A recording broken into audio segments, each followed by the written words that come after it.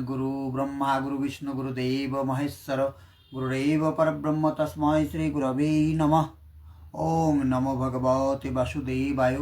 श्रीमद्भागवत गीता अथ चतुर्थ अध्याय श्लोक नम्बर आज 11 থেকে शुरू হবে। जे यथा मां प्रपद्यन्ते तां तथैव भजाम्यहम् मम বর্তানুবর্তন্তে মনুষ্য পার্থ সর্বস্ব। যারা যেভাবে আমার কাছে আত্মসমর্পণ করে আমি তাদের সেভাবেই পুরস্কার করে থাকি। হে পার্থ, সকলেই সর্বতোভাবে আমার পথ অনুসরণ করে। অর্জুন, যিনি যতটুকু নিষ্ঠার সঙ্গে আমার ভজনা করেন আমি তাকে সেইভাবেই ভজনা করি, ততটুকুই সহযোগিতা করি। সাধকের শ্রদ্ধায় কৃপারূপে তার উপর বর্ষিত হয়। এই রহস্য উপলব্ধি করে জ্ঞানী ব্যক্তি পূর্ণ সমর্পণের সঙ্গে আমার মত অনুযায়ী কর্মে রত থাকেন। আমি যেমন আচরণ করি আমার প্রিয় ভক্তগণও সেই আচরণ করেন। আমি যা করাই তাই তারা করেন। ভগবান কি রূপে ভজনা করেন? না, তিনি রথীর দায়িত্ব নিয়ে নেন, সঙ্গে সঙ্গে থাকেন, এটাই তার ভজনা। তাহলে ভগবান ভজনা করেন ভক্তের দেহে, দেহটা ভক্তের থাকে আর ভজনাটা ভগবান করেন। কলুষ সৃষ্টির কারণ নাশ করবার জন্য তিনি সর্বদা প্রস্তুত থাকেন। যে যে সদ্গুণের সাহায্যে আমরা সত্যে অনুপ্রবেশ করতে পারি সেই সেই সদ্গুণ রক্ষা করবার জন্য তিনি এগিয়ে আসেন। যতক্ষণ ইষ্টদেব হৃদয় থেকে রথী না হন এবং প্রতি পদক্ষেপে সাবধান না করেন ততক্ষণ কোনো ভজনাকারী হাজার চোখ বুজে প্রযত্ন করুন তিনি প্রকৃতির এই দ্বন্দ্ব থেকে পার হতে পারেন না। কি করে বুঝবেন যে তিনি কতদূর পথ এগিয়েছেন আর কতটুকুই বা বাকি আছে? ইষ্টই আত্মা থেকে অভিন্ন হয়ে তাকে পথ প্রদর্শন করেন। তুমি এখানে এইভাবে করো, এইভাবে চলো, এইভাবে প্রকৃতির বাধা বিঘ্ন সরিয়ে ধীরে ধীরে এগিয়ে দিয়ে স্বরূপে প্রবেশ দিয়ে দেন। ভজন সাধকই করেন, কিন্তু তিনি যে দূরত্ব অতিক্রম করতে সক্ষম হন সেটা ইষ্টের দান। এইরূপ জেনে সকলেই সর্বতভাবে আমার অনুসরণ করেন। তারা কিরূপ আচরণ করেন?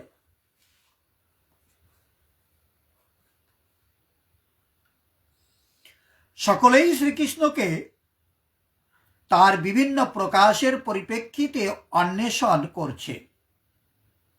পরমেশ্বর ভগবান শ্রীকৃষ্ণকে তার নির্বিশেষ ব্রহ্মজ্যোতি রূপে এবং অনুপরমাণু সহ সর্বভূতে বিরাজমান পরমাত্মা রূপে আংশিকভাবে উপলব্ধি করা যায়, কিন্তু তার শুদ্ধ ভক্তেরাই কেবল শ্রীকৃষ্ণকে পূর্ণরূপে উপলব্ধি করতে পারেন। অন্তিমে শ্রীকৃষ্ণই সকলের উপলব্ধির চরম লক্ষ্য। তাই যে যেভাবে ভগবানকে পেতে চায় তার সিদ্ধিও হয় সেইভাবে। অপ্রাকৃত জগতেও ভগবান তার শুদ্ধ ভক্তদের ভাবনা অনুযায়ী তাদের সঙ্গে ভাবের বিনিময় করে থাকেন। সেখানে কেউ শ্রীকৃষ্ণকে পরমেশ্বর জ্ঞানে সেবা করেন, কেউ সখা বলে মনে করেন, কেউ সন্তান বলে মনে করেন, আবার কেউ প্রেমাস্পদ বলে মনে করেন। শ্রীকৃষ্ণও তেমনি তাদের বাসনা অনুযায়ী তাদের সকলের ভালোবাসার প্রতিদান দেন। তাহলে এখানে ভগবানকে যে যেভাবে নেয়, কেউ শান্ত রসে নিচ্ছে, কেউ দাস্য রসে নিচ্ছে, কেউ সাক্ষ্যভাবে নিচ্ছে, কেউ বাৎসল্যভাবে নিচ্ছে, আবার কেউ মধুরভাবে নিচ্ছে। যে যেভাবে নেন ভগবান তাকে সেভাবেই কৃপা করেন। জড়জগতেও সেই রকম বিভিন্ন ধরনের ভাবের বিনিময় রয়েছে এবং ভগবানও বিভিন্ন উপাসকের ভাবনা অনুযায়ী তাদের সঙ্গে একইভাবে বিনিময় করেন।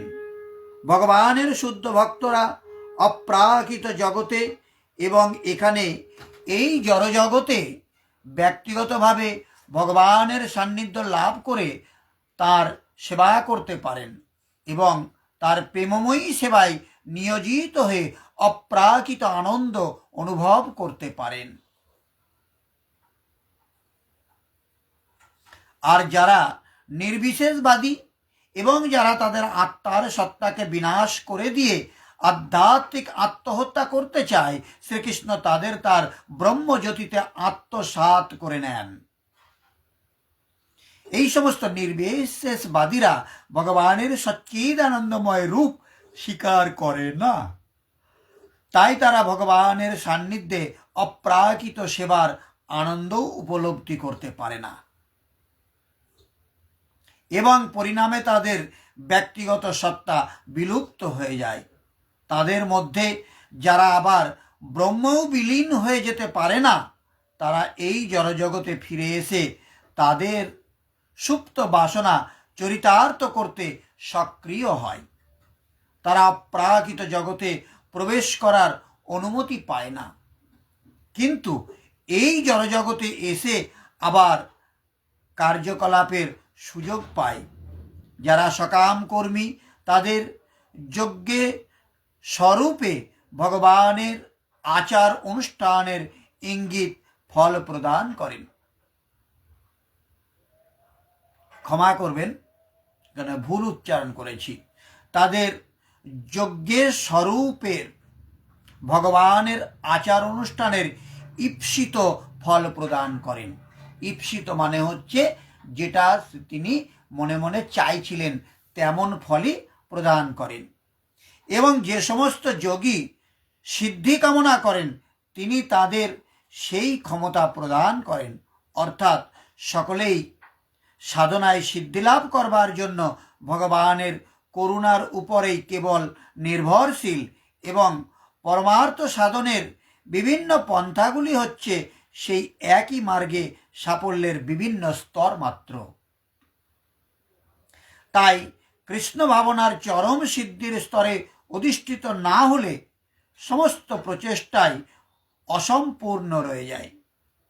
শ্রীমদ্ ভাগবতে 2 নম্বর স্কন্ধে 3 নম্বর অধ্যায়ের 10 নম্বর শ্লোকে এটা প্রতিপন্ন করা হয়েছে। কি বলেছে সেখানে? অকাম সর্বকাম বা মক্ক কাম উদারোধি তীব্রেণ ভক্তি যোগিন যজেত পুরুষং পরম।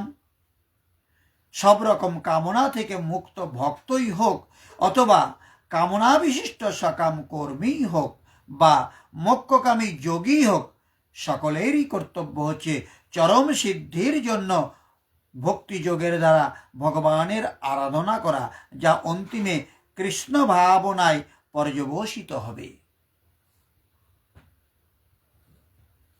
আমরা 12 নম্বর শ্লোকটা আলোচনা করব।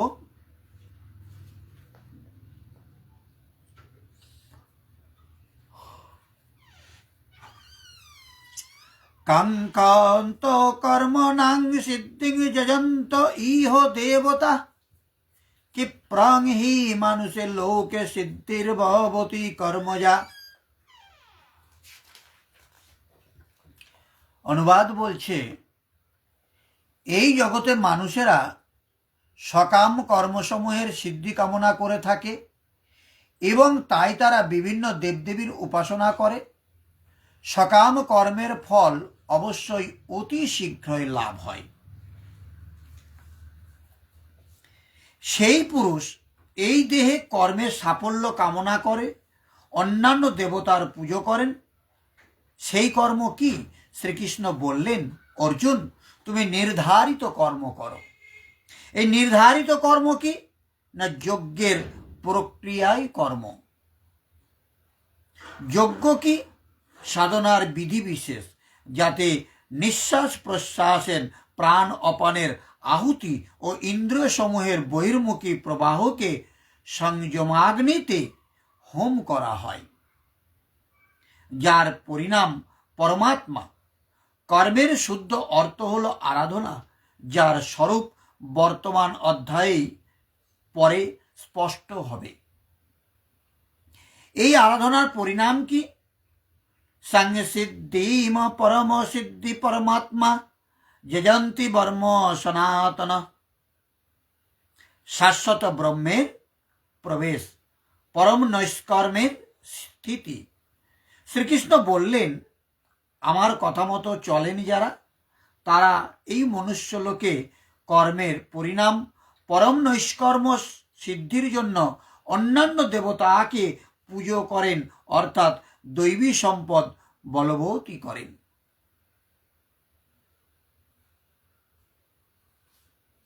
তৃতীয় অধ্যায়ে বলেছিলেন যে এই যজ্ঞ দ্বারা তুমি দেবতাদের বৃদ্ধি করো, দৈবী সম্পদ বলবতী করো। যেমন যেমন হৃদয় রাজ্যে দৈবী সম্পদ উন্নত হবে, তেমন তেমন তোমারও উন্নতি হবে। এইভাবে পরস্পরকে উন্নত করে পরম শ্রেয় লাভ করো। শেষ পর্যন্ত উন্নতি করে যাওয়া এই অন্তঃক্রিয়া। এরই উপর জোর দিয়ে শ্রীকৃষ্ণ বললেন, আমার অনুকল্যে যে মানুষ কর্মের সিদ্ধি প্রার্থনা করেন, আচরণ করেন, দৈবী সম্পদ দৃঢ় করেন, যার দ্বারা সেই নৈষ্কর্ম সিদ্ধি শীঘ্রই লাভ হয়, তিনি অসফল হন না, সফলই হন। শীঘ্রের তাৎপর্য না কর্মে প্রবৃত্ত হওয়ার সঙ্গে সঙ্গেই কি এই পরম সিদ্ধির লাভ হয়? শ্রীকৃষ্ণ বললেন, না, এই সোপানে ওঠার বিধান ক্রমে ক্রমে কেউ লাফিয়ে ভাবাতীত ধ্যানে পৌঁছে যাবে এমন চমৎকার হয় না। এই প্রসঙ্গে পরবর্তী শ্লোকে বলেছে। তার আগে আমরা 12 নম্বর শ্লোকের তাৎপর্যটা একটু বুঝে নিই।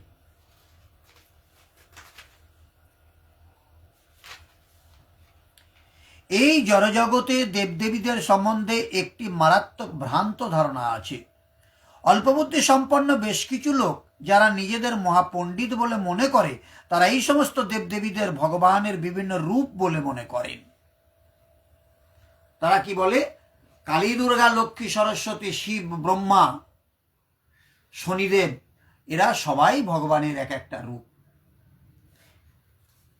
এটা কিন্তু গীতাতে বলছে না। প্রকৃতপক্ষে এই সমস্ত দেবদেবীরা ভগবানের বিভিন্ন রূপ নন, তারা হচ্ছেন ভগবানের বিভিন্ন অংশ বিশেষ। ভগবান এক, আর তার অবিচ্ছেদ্য অংশেরা বহু। বেদে বলা হয়েছে নিত্য নিত্যতাম। ভগবান এক ও অদ্বিতীয়, ঈশ্বর পরম কৃষ্ণ। ভগবান শ্রীকৃষ্ণ হচ্ছেন পরমেশ্বর, আর বিভিন্ন দেবদেবীরা এই জড়জগৎকে পরিচালনা করবার জন্য বিশেষভাবে শক্তিপ্রাপ্ত।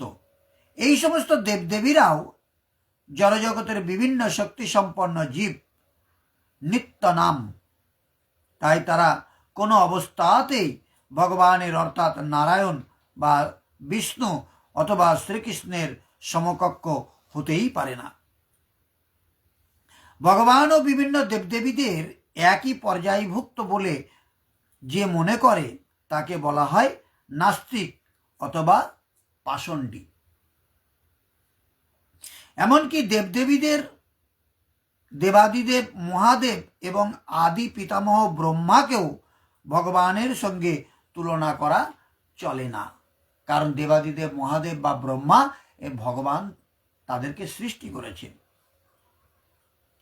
প্রকৃতপক্ষে শিব, ব্রহ্মা আদি দেবতারা নিরন্তর ভগবানের সেবা করেন, শিব বিরিঞ্চি নূতম।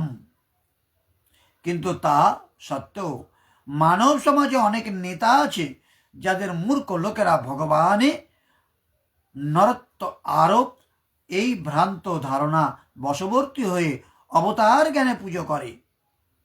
ইহ দেবতা বলতে এই জড়জগতের কোনো শক্তিশালী মানুষকে অথবা দেবতাকে বোঝায়, কিন্তু ভগবান শ্রী নারায়ণ, শ্রী বিষ্ণু বা শ্রীকৃষ্ণ হচ্ছেন পরমেশ্বর।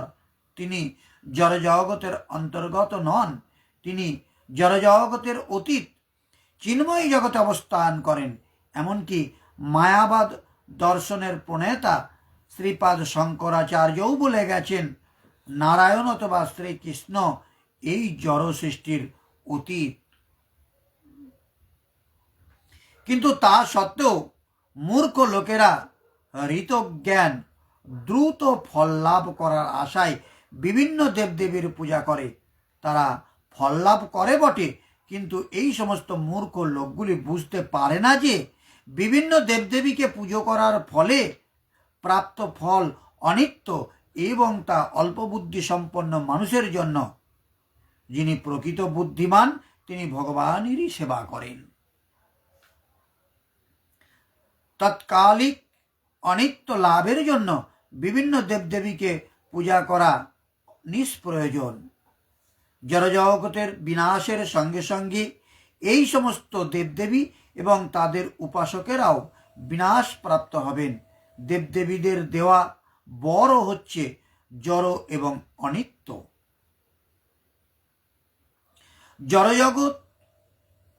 জড়জগতের বাসিন্দা এমনকি বিভিন্ন দেবদেবী এবং তাদের উপাসকেরা সকলেই মহাজাগতিক সমুদ্রের বুদ্বুদ স্বরূপ।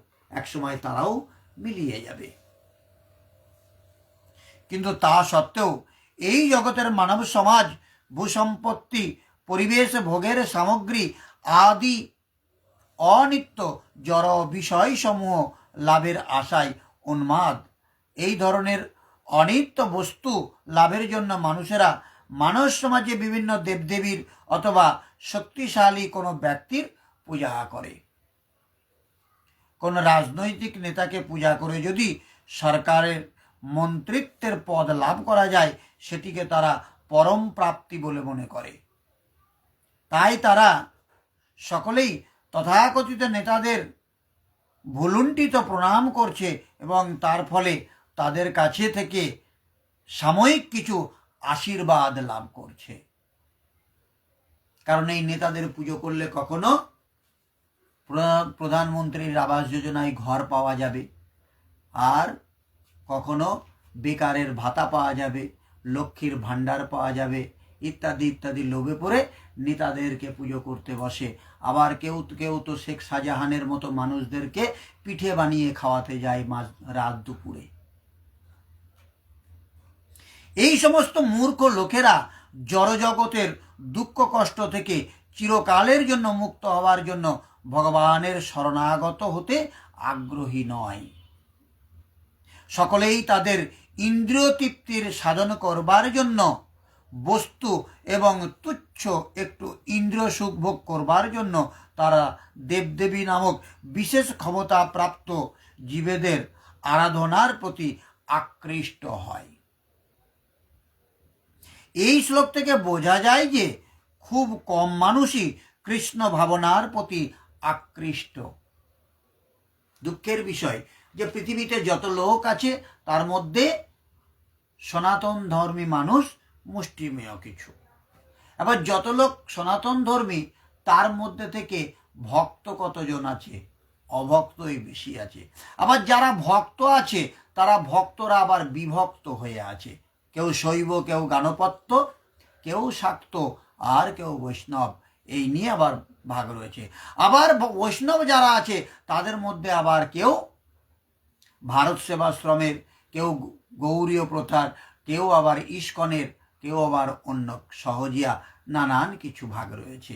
এ ওর হাঁড়ির খায় না, ও ওর ছায়া মারালে পারে স্নান করতে হয়। তাহলে খুব অল্প মানুষ রয়েছে যে ভগবানের প্রতি আকৃষ্ট তারা। কেউ কেউ তো নিজেরাই ভগবান সেজে বসে আছে। অধিকাংশ মানুষই ইন্দ্রিয় সুখ ভোগ করবার জন্য উৎসাহী এবং তাই তারা শক্তিশালী কিছু জীবের আরাধনা করছে। আজ এই পর্যন্ত থাক। আগামী দিন আমরা 13 নম্বর শ্লোক থেকে আলোচনা করব। ওং সর্বে ভবন্তু সুখিনঃ, সর্বে সন্তু নিরাময়া, সর্বে ভদ্রাণি পশ্যন্তু, মা কশ্চিৎ দুঃখভাগ ভবেৎ। ওং শান্তি শান্তি শান্তি। সমস্ত মানুষ সুখী হোক, সমস্ত মানুষ রোগমুক্ত হোক, সমস্ত মানুষকে আমি দেখতে চাই তারা যেন কোনো দুঃখ ভোগ না করে। হরে কৃষ্ণ।